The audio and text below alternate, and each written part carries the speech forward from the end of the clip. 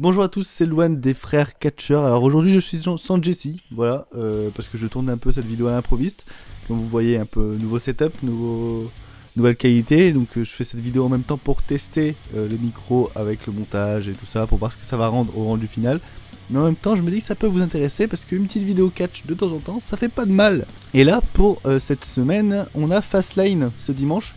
Et je tourne cette vidéo du lundi, donc du coup j'ai pu voir l'Euro mais j'ai pas pu voir le SmackDown de cette semaine, donc ça tombe, il y a des matchs qui vont se rajouter, des matchs qui vont changer, j'en sais rien.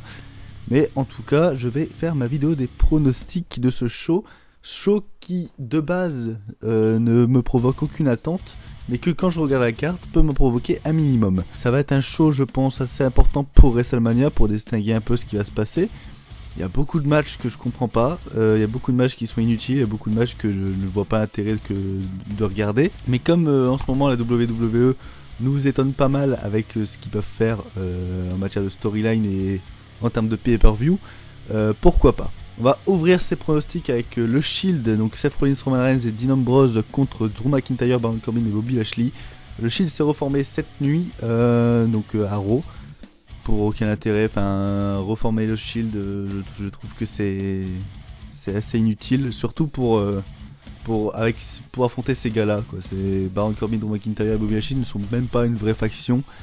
J'aurais attendu peut-être une Dispute Era, l'arrivée d'une Dispute Era ou le retour de la Wyatt Family par exemple.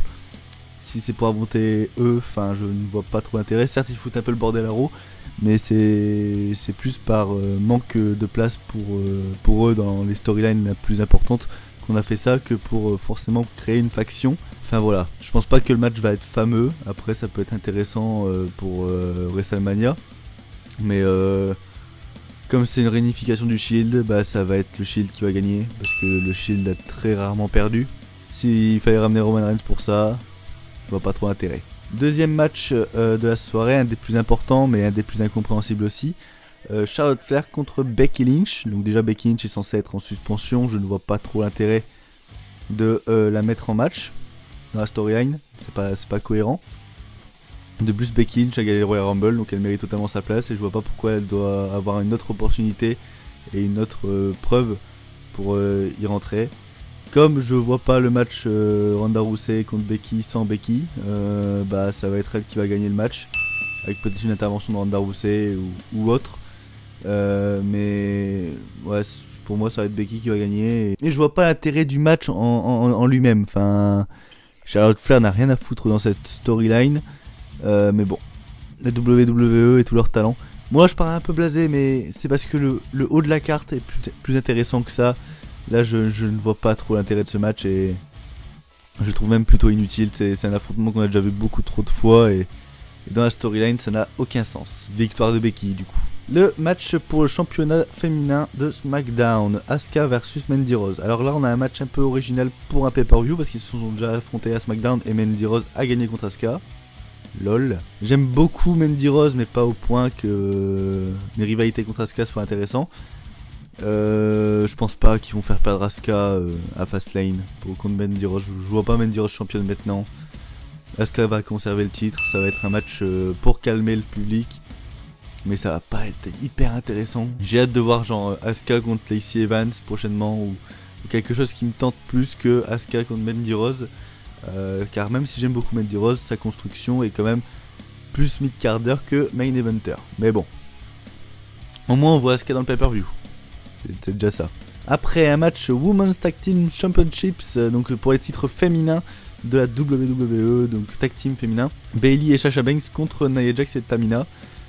Ça serait un peu dégueulasse de retirer les titres directement maintenant à Bayley et Sasha Banks. Comme il y a 2 semaines, Bayley elle a gagné contre Nia Jax à la Raw et comme cette semaine Tamina a gagné contre Sasha Banks, il n'y a pas trop de préférence par rapport à ça. Mais je vois pas tenir une carte WrestleMania avec Nia Jax et Tamina dedans, du moins seul adversaire de cette équipe, parce que ces deux personnes ne vendent pas de tickets alors que Sasha Banks et Bayley en vendent quand même un minimum. Donc ils vont leur laisser les titres, mais je pense qu'il y aura quelque chose qui va se cacher derrière. Il y a une arrivée d'une équipe ou quelque chose derrière, mais je pense que le match va nous surprendre sur un effet d'angle.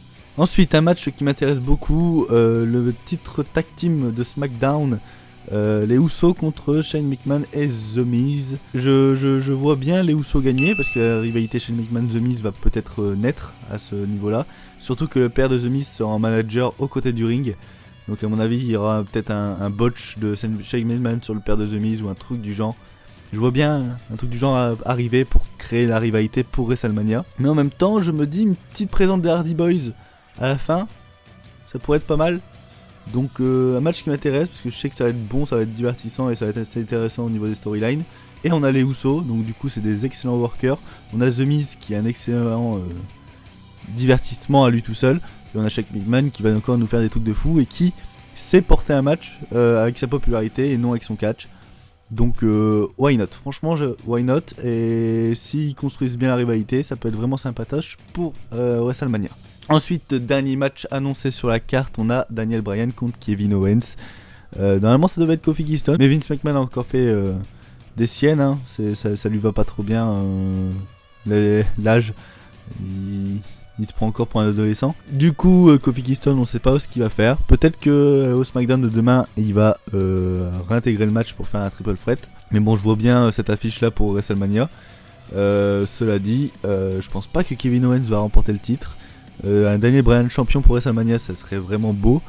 Mais il peut se passer des choses. Il peut avoir quelque chose qui va se passer avec Kofi Kingston, le New Day. Je n'en sais rien.